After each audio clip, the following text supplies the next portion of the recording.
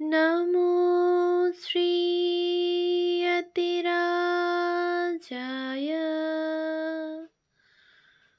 বিবেকানন্দসূরয়ে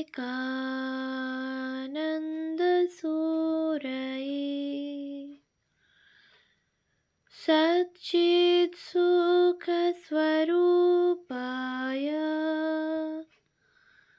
স্বামিনে তাপহারিণে।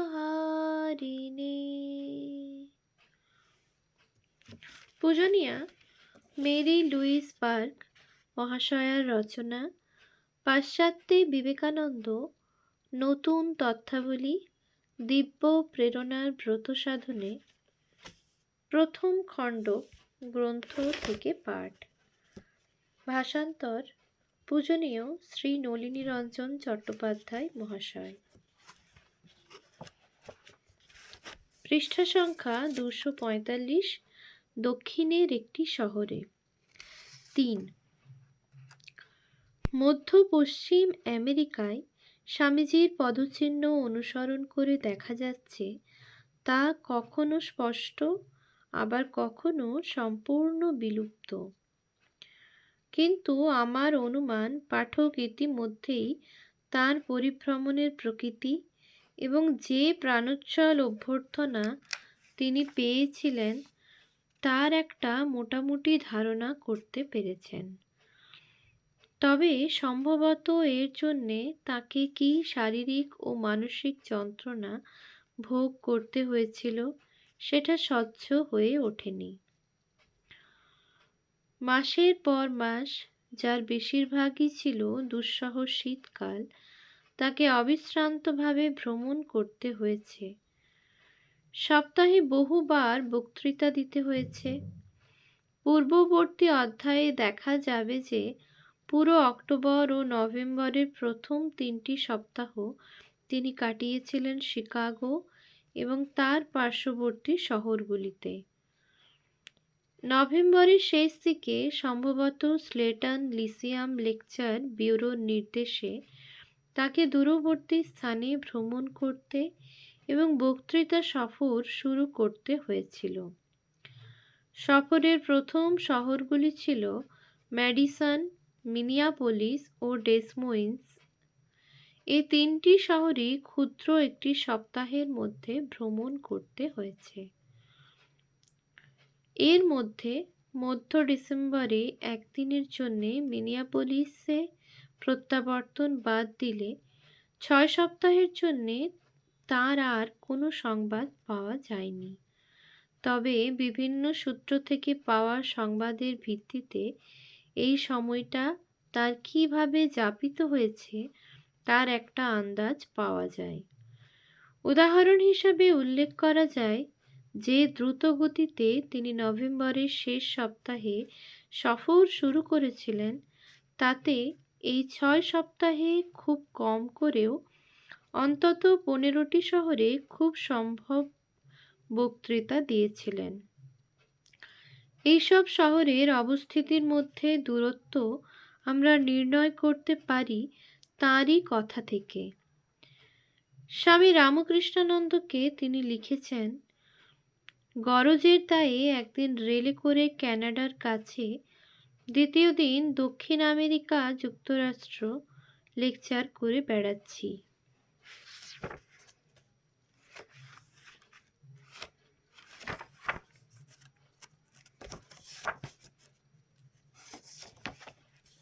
উৎস বাণী ও রচনা, ষষ্ঠ খণ্ড, পৃষ্ঠা 408 থেকে 409।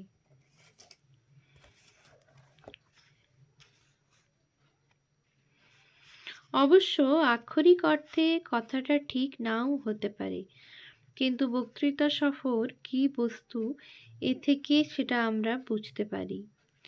এই সময়ে প্রকৃত অবস্থা সম্পর্কে কিছু জানা যায় মেমোয়ার্স অব সিস্টার ক্রিস্টিন থেকে, যাতে তিনি স্বামীজির সফর সম্পর্কে লিখেছেন, নিয়মানুসারে প্রত্যেক নতুন জায়গায় কমিটিকে বক্তৃতার বিষয় নির্বাচনের সুযোগ দেওয়া হতো। যেমন মানুষের দেবত্ব, ভারতে প্রচলিত রীতিনীতি, ভারতের নারী আমাদের ঐতিহ্য ইত্যাদি। নিশ্চিতভাবেই গভীরতর বিষয়গুলি নির্বাচন করে পাঠাতো কয়লা খনির শহরগুলি, যেখানে বুদ্ধিবাদী জীবন বলতে কিছু ছিল না। এইসব জায়গায় যেখানে শ্রোতাদের বুদ্ধিমত্তা পরিচায়ক কোনো সাড়া পাওয়া যায় না, সেখানে বক্তৃতা দেওয়া কতখানি অসুবিধাজনক সে কথা তিনি আমাদের কাছে বলেছিলেন। উৎস রেমিনিসেন্সেস, সিস্টার ক্রিস্টিন, পৃষ্ঠা 158। বস্তুত লেকচার ব্যুরো তাকে সার্কাসের খেলোয়াড় হিসাবে বিজ্ঞাপিত করে ঝড়ের মতো ঘুরিয়েছে। সপ্তাহের পর সপ্তাহ ধরে এক রাত্রির জন্য এক জায়গা থেকে অন্য জায়গায় চলেছেন। লটবহর সামলে টাকাকড়ির হিসাবে ব্যতিব্যস্ত, ছোট শহরের নির্বাক অথবা পাথুরে মুখ শ্রোতাদের সামনে মানুষের দেবত্ব নিয়ে বক্তৃতা দিচ্ছেন। বক্তৃতা অন্তে হিন্দু শিশুদের গঙ্গায় কুমিরের মুখে নিক্ষেপের প্রশ্নে ঘেরাও হয়ে উত্তর দিচ্ছেন। তার সম্বন্ধে এই রকম একটা ছবি আমাদের চোখের সামনে ভেসে ওঠে। ডেসমোইন্স বা মেমফিসের একটা ছবি আমাদের চোখের সামনে ভেসে ওঠে। ডেসমোইন্স বা মেমফিসের প্রভাব অপেক্ষাকৃত কম। সেখানে তার সফর ছিল কিছুটা স্বস্তিদায়ক, কিন্তু সেখানেও তাকে চলতে হয়েছে অত্যন্ত দ্রুত এবং তার ক্ষমতার উপর দাবি ছিল অকরুণ। 1890-এর দশকে মধ্য পশ্চিমে বক্তৃতা সম্বন্ধে ধারণা করতে গেলে একজন সফরকারীর বিবরণ পাঠ বোধহয় যথার্থ হবে। 1890 খ্রিস্টাব্দের শীতকালে তখন যখন অবস্থা 1853-এর তুলনায় ইতর বিশেষ ছিল না, তখন জনৈক ম্যাক্স ওরেল পন্ডস লেকচার ব্যুরোর হয়ে মধ্য পশ্চিমে বক্তৃতা করেন। তার ফ্রেঞ্চম্যান ইন আমেরিকা গ্রন্থে এই বক্তৃতামালা সম্পর্কে সামগ্রিকভাবে ম্যাক্স ওরেল অভিমত প্রকাশ করেছেন। এই ধরনের কাজ যিনি আরামদায়ক জীবনে অভ্যস্ত তার পক্ষে সবচেয়ে কষ্টকর। অভিনেতারা শহরে কমপক্ষে এক সপ্তাহ বা এক পক্ষকাল অবস্থান করে, কিন্তু বক্তাকে দৈনিক পথেই কাটাতে হয়। রাতে যাত্রা শুরু করতে না হলে তার পক্ষে খুবই সুখকর। এই বিরাট মহাদেশের মধ্যে দিয়ে চলার একঘেয়েমি, একই জিনিসের পুনরাবৃত্তি অসহ্য হয়ে দাঁড়ায়। সেই পোড়া মাঠ, গাছের গুঁড়ি, বনজঙ্গল, এক ধাঁচে তৈরি কাঠের বাড়ি। যেসব স্টেশনের ওপর দিয়ে যেতে হয় সবই একরকম। সমস্ত নগরগুলোর একই চেহারা, রাস্তাগুলো টেলিগ্রাফের খুঁটি একই চাচের। সেই একই তামাকসেবীদের জন্যে সংরক্ষণের চিহ্ন ইন্ডিয়ান, নাপিতের চিহ্ন লাল, সাদা, নীল খুঁটি। হোটেলগুলোও সব একরকম, কোনোটা নিকৃষ্ট মানের। 3টে বেজে 1 মিনিট, ছোট শহরে 2টো বেজে 1 মিনিট হলে ভোজনালয়ের দরজা বন্ধ হয়ে যাবে। অপেক্ষা করতে হবে 6টা পর্যন্ত, যখন আবার তার আতিথ্যের দ্বার উন্মুক্ত হবে।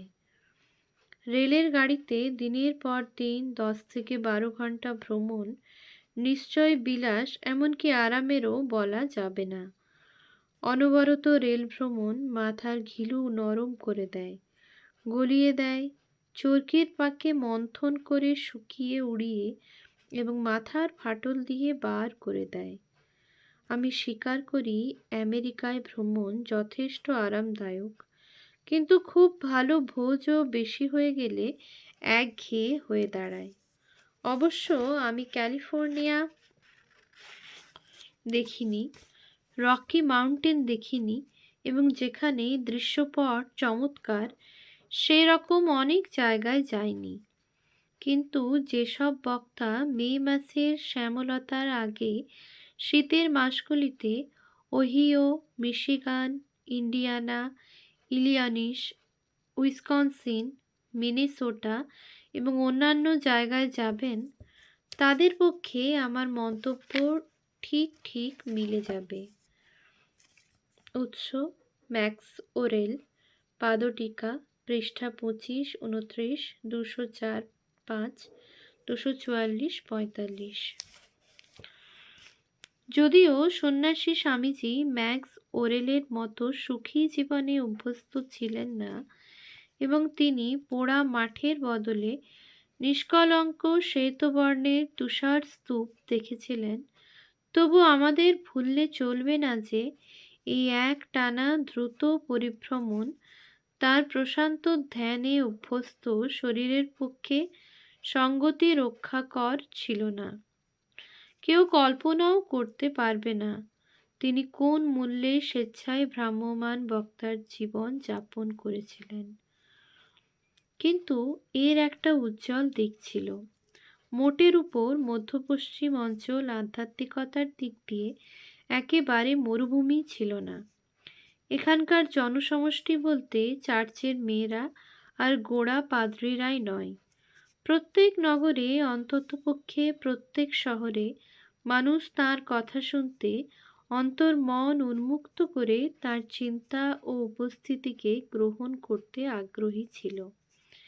এছাড়াও এখানে ওখানে ছড়িয়ে ছিটিয়ে ছিল সেই রকম কিছু মানুষ যারা সঙ্গে সঙ্গে তার কথা হৃদয়ঙ্গম করতে পারত, তার ভাষায় কথা বলতে পারত। এই রকম বিরল মানুষের সংস্পর্শ স্বভাবতই তাকে আনন্দিত করেছিল। হেল ভগিনীদের একজনকে ডেট্রয়েট থেকে লেখা চিঠিতে এই রকম একটি উজ্জ্বল পরিস্থিতির কথা বলেছেন।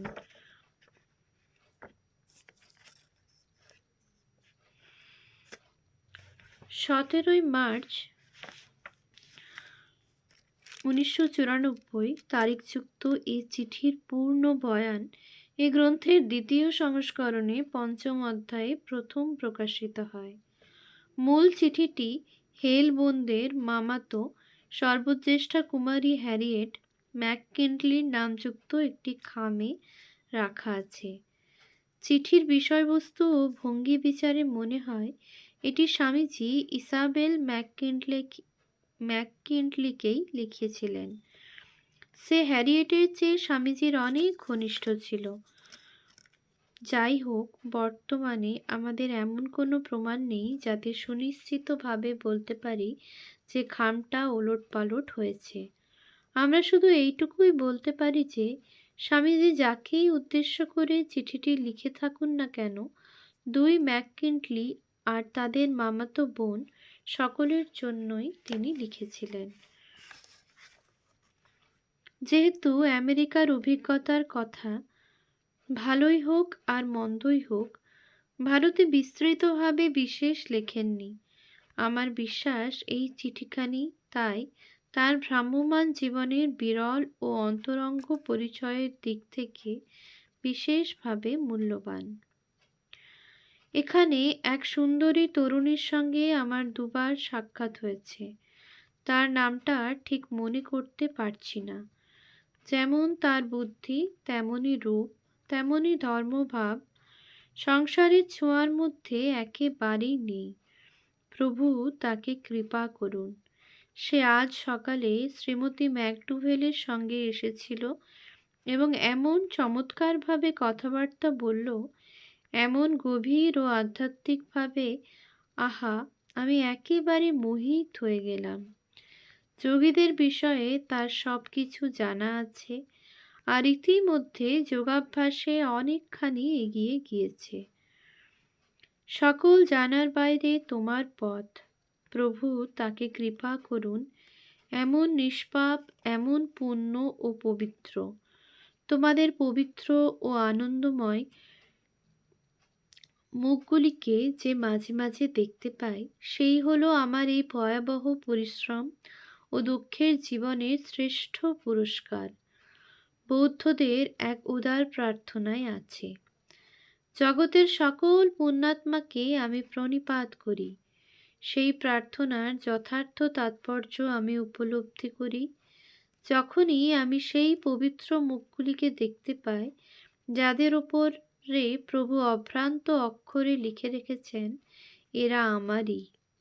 তোমরা সৎ স্বভাব, চিরপবিত্র, তোমরা সকলে সুখী হও, প্রভু তোমাদের করুণা করুন। এই বিভৎস পৃথিবীর কর্দম ও ধূলিকণা যেন তোমাদের কখনো কখনো তোমাদের চরণ স্পর্শ না করে। ফুলের মতো তোমরা ফুটেছ, সেইভাবেই থাকো এবং চলে যাও। এই হচ্ছে তোমাদের ভ্রাতা বিবেকানন্দের নিরন্তর প্রার্থনা।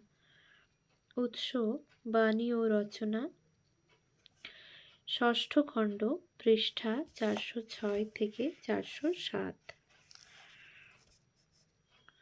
ওম শান্তি শান্তি শান্তি। হরিঃ ওম তৎসৎ। শ্রীরামকৃষ্ণার্পণমস্তু।